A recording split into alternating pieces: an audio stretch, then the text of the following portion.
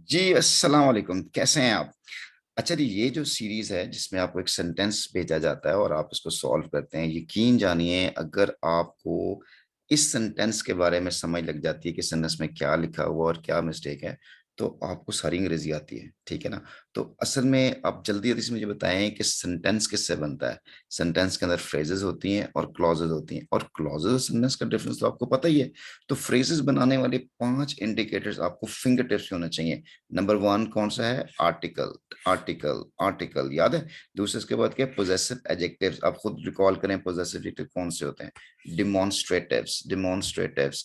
और इसके बाद आपके कौन से? क्वांटिफायर्स। ठीक है। और एक प्रेपोजिशन फ्रेज होता है जो प्रेपोजिशन स्टार्ट होता है।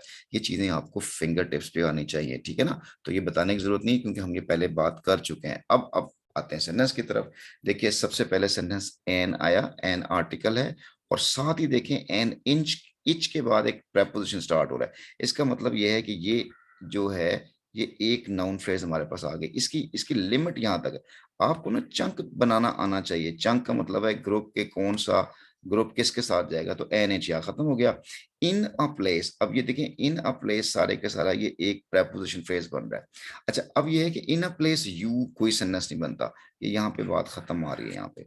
अब ये इन अ प्लेस, अब लिखा हुआ है यू कैन नॉट रीच्ड। अब यहां से एक नई बात स्टार्ट हो रही है कि ये यू सब्जेक्ट बनेगा और कैन नॉट हेल्पिंग वर्ब है। आप जानते हैं कि can not model of the verb होता है। ये अकेला सेंटेंस में कभी नहीं आता, इसके बाद वर्ब आना चाहिए। तो कैन नॉट के बाद वर्ब कौन सा है? रीच्ड। और आप अच्छी तरह से जानते हैं कि जब भी मॉडल ऑफ द वर्ब के बाद वर्ब आता है वो बेस फॉर्म में जाता है। तो भाई रीच तो नहीं हो सकता। तो ये सिंपली रीच होगा। ठीक है। अब मजीद आ गया, फिर एक वर्ब आ गया। देखें ये अब एक ये विल, एक नया वर्ब आ गया। अब विल आ गया और ये भी मॉडल ऑफ द वर्ब है। तो मॉडल ऑफ द वर्ब के बाद ओनली तो वर्ब नहीं है, वर्ब तो प्रिकल है। और आप जानते हैं कि प्रिकल जो भी आपको मीनिंग आए या ना आए, लेकिन आपको ये पता है कि ये वर्ब है। और ये वर्ब एस के साथ नहीं आना चाहिए, बेस फॉर्म आना चाहिए। तो विल ओनली प्रिकल होगा, ओनली एडवर्ब होगा। ठीक है। विल ओनली प्रिकल यू, ये यू ऑब्जेक्ट है। तो यहां तक हम इसको बात को यहां समेट लेते हैं। अब एट फर्स्ट, फिर ये प्रपोजिशन फ्रेज आ गया। ठीक है, यहां तक एट फर्स्ट आ गया। ठीक है।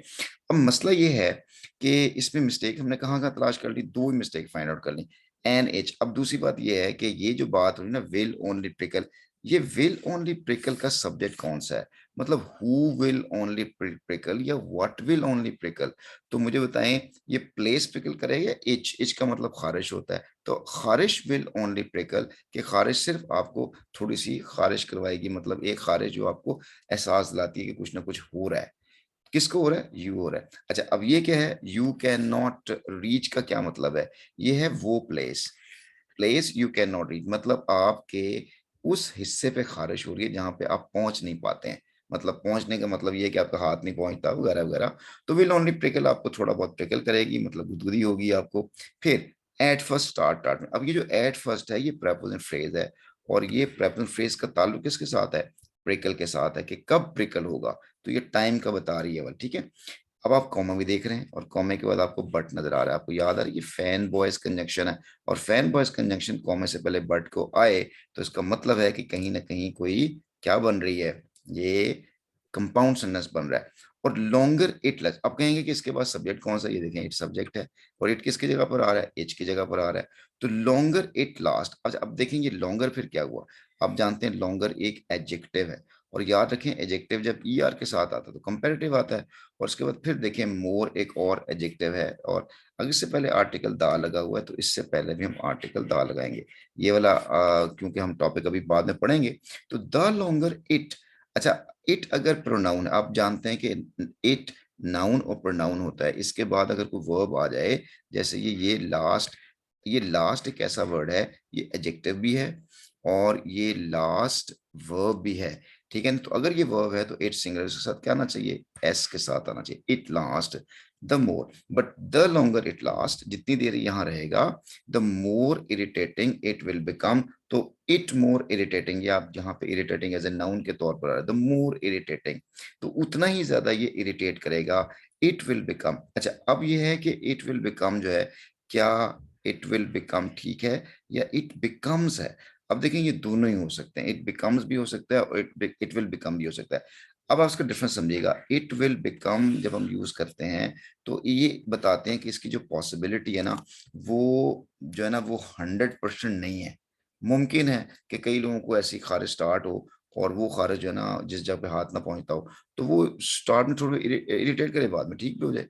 तो अगर मैं कहूं कि इरिटेटिंग इट बिकम्स, तो मैं कहूंगा 100% ऐसा होगा।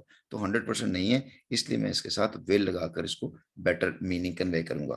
तो ये जो ग्रुप ऑफ वर्ड्स हैं, ये जो वर्ड्स जब सेंटेंस में एक तरतीब के साथ इकट्ठे आते हैं, तो क्या करते हैं, वो आपको मीनिंग कन्वे करते हैं। वो मीनिंग जो है ना किस अंदाज के किस जो है ना वो आ रहे होते हैं, ये आपको स्ट्रक्चर बता रहा होता है।